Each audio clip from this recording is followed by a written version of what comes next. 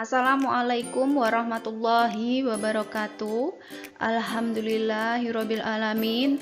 Pada hari ini kita masih diberi kesempatan, kesehatan dan kebahagiaan untuk kembali bertemu pada pembelajaran bimbingan dan konseling.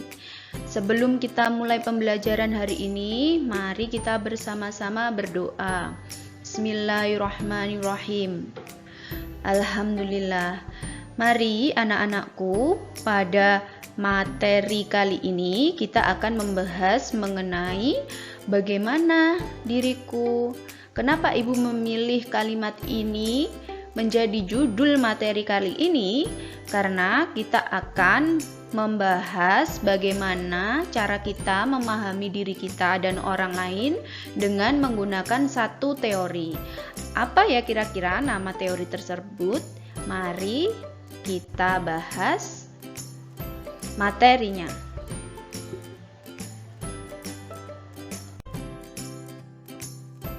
Baik anak-anakku,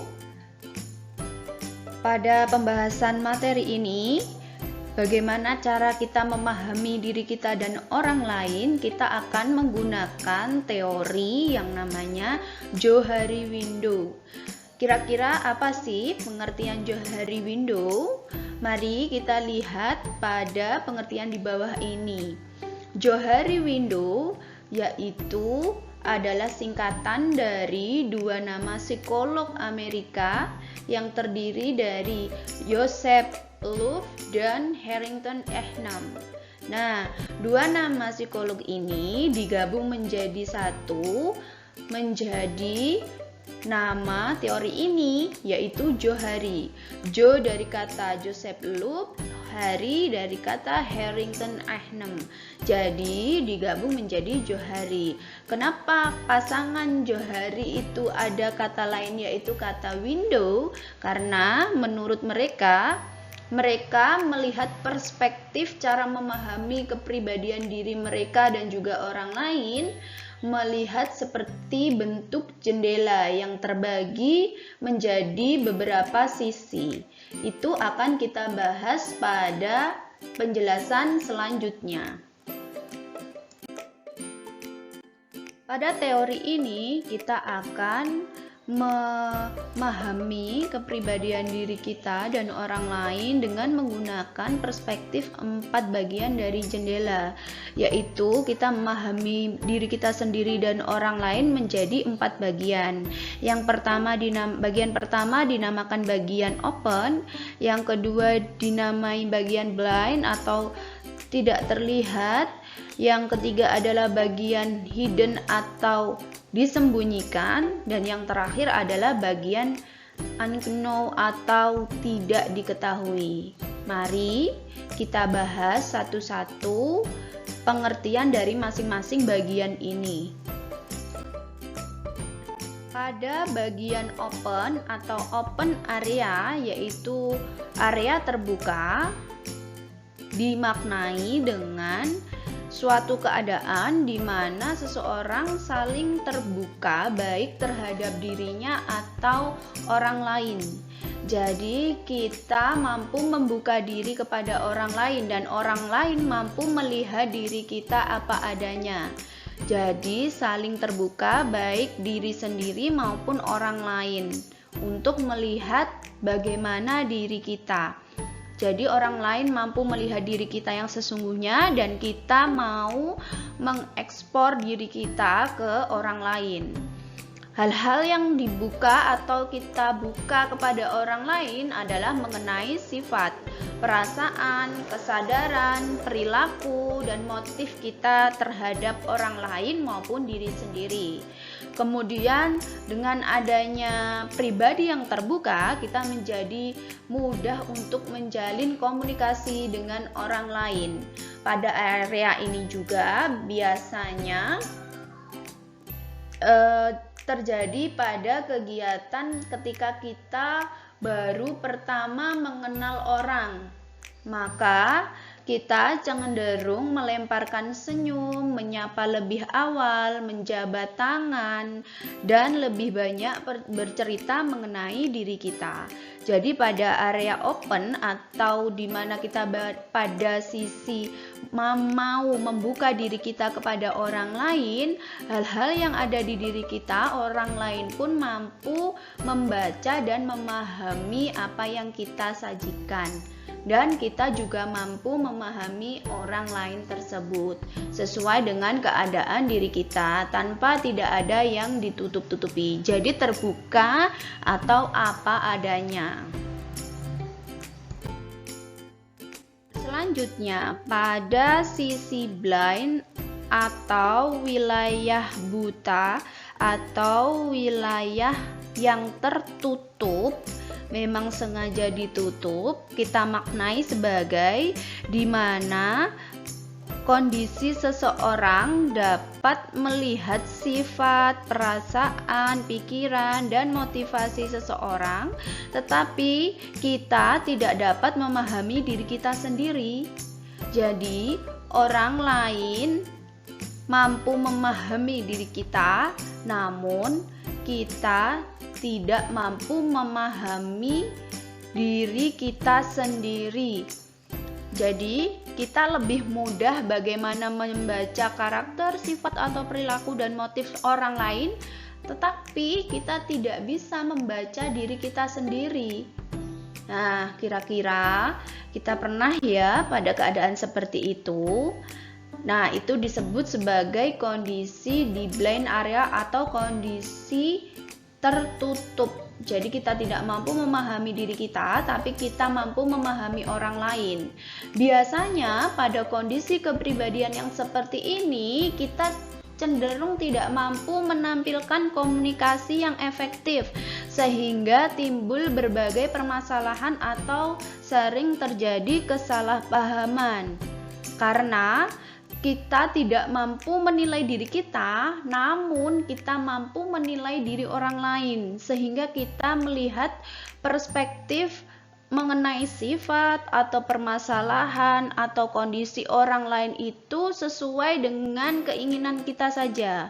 Tetapi kita tidak mampu mengaplikasikan itu kepada diri kita sendiri. Nah, biasanya sering terjadi ini pada pribadi-pribadi yang suka sekali mendikte orang lain, tetapi tidak mampu melihat dirinya sendiri, kemampuannya sendiri, tapi dia cenderung lebih suka untuk menasehati orang lain, mendikte orang lain sesuai dengan perspektifnya sendiri.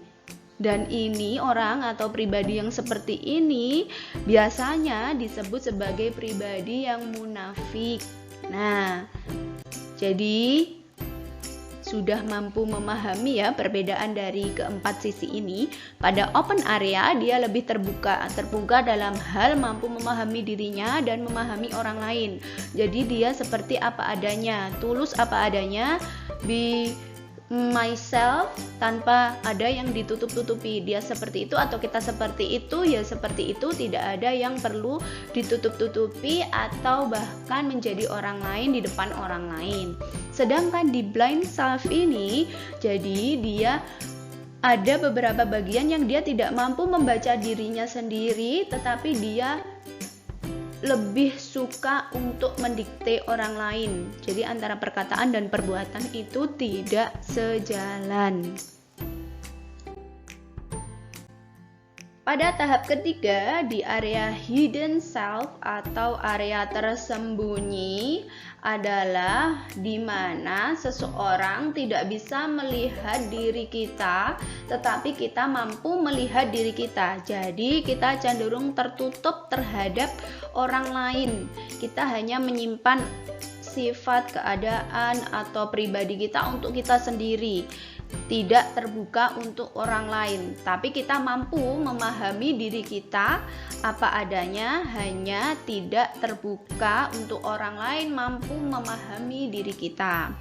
Beda dari blind dan hidden. Kalau blind kita tidak bisa memahami diri kita, tapi orang lain mampu membaca kita. Tapi pada tahap hidden ini, ketika kita berada pada posisi hidden self ini, bahwa kita mampu melihat diri kita, tapi orang lain tidak mampu melihat diri kita. Jadi kita cenderung menjadi orang yang tertutup. tidak mudah terbuka oleh orang lain, tidak mudah bercerita dengan orang lain, seperti itu. Biasanya ini cenderung terjadi pada pribadi yang introvert atau tertutup, pribadi yang tertutup.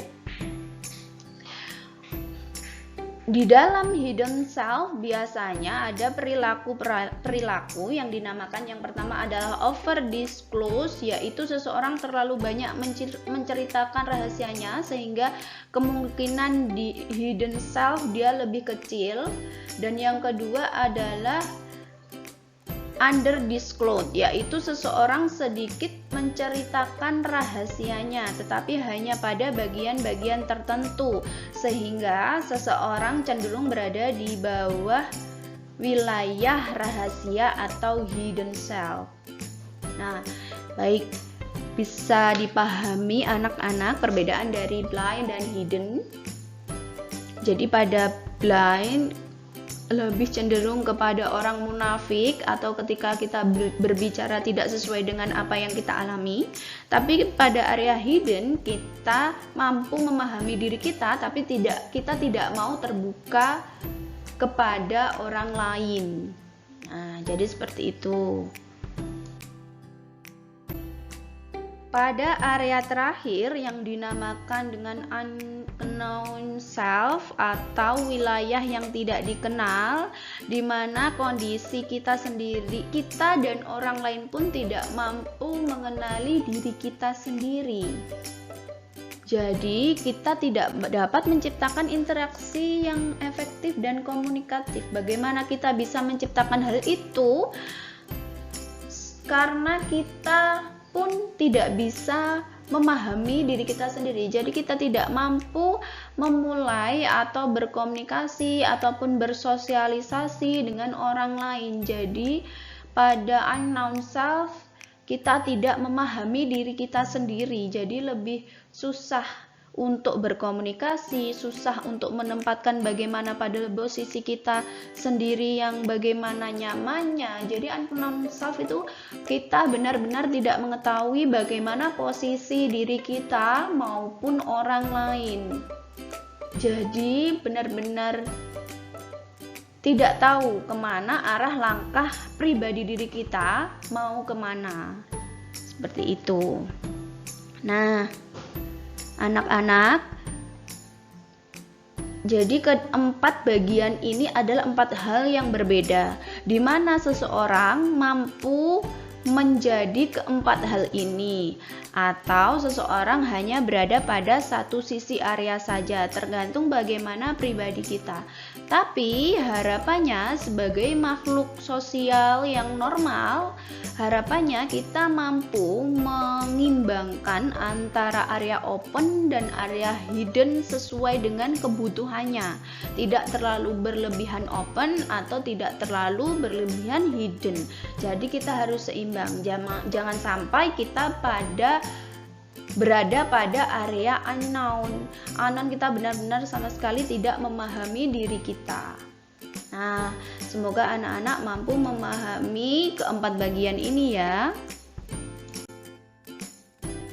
Jadi anak-anak, kita simpulkan pada materi kali ini bahwa kita mampu menilai pribadi kita dan orang lain pada beberapa area. Harapannya sebagai makhluk sosial yang normal kita mampu menyeimbangkan keempat jendela ini.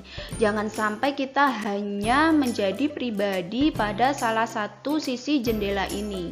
Sekali lagi Ibu ulang, untuk pada bagian open area atau area terbuka di mana seseorang mampu mengetahui diri kita, begitu juga diri kita mampu memahami diri kita sendiri. Sedangkan pada area blind di mana orang lain mampu mengetahui diri kita, tetapi kita tidak mampu mengetahui diri kita sendiri. Sedangkan pada hidden area di mana orang lain tidak mengetahui diri kita, tapi kita mampu mengetahui diri kita sendiri. Jadi cenderung menjadi seorang yang mampu menyimpan rahasia diri atau orang yang lebih tertutup. pada area yang terakhir, dan semoga saja kita tidak berada pada area ini, yaitu unknown area, di mana kita tidak tahu apa-apa, entah bagaimana memahami orang lain maupun diri kita, sehingga menyebabkan perilaku kita juga tidak pasti dan tidak terjalin komunikasi yang efektif terhadap diri kita sendiri maupun orang lain. Maka setelah kita tahu bahwa ada teori ini untuk mengenali pribadi kita, maka harapan ibu, kalian, anak-anakku, pada masa perkembangan seperti ini lebih mampu mengendalikan untuk menjadi pribadi yang imbang, yang seimbang. Jangan sampai kita terlalu tertutup kepada orang lain dan tidak mau menjadi makhluk yang bersosial, atau kita terlalu terbuka oleh orang lain sehingga kita tidak memiliki privasi diri atau rahasia pribadi yang harus kita jaga sendiri. Nah, jadi seimbangkan kepribadian kalian. Semoga teori Johari Window ini mampu menjadi acuan bagi kalian untuk menyeimbangkan kepribadian kalian untuk memahami diri kalian sendiri maupun orang lain. Alhamdulillah, materi ini telah selesai. Semoga apa yang ibu sampaikan yang ada pada materi ini menjadi sebuah hal yang bermanfaat dan mampu menjadikan diri kita lebih baik. Sekian dari ibu. Alhamdulillahirrabbilalamin. Assalamualaikum warahmatullahi wabarakatuh.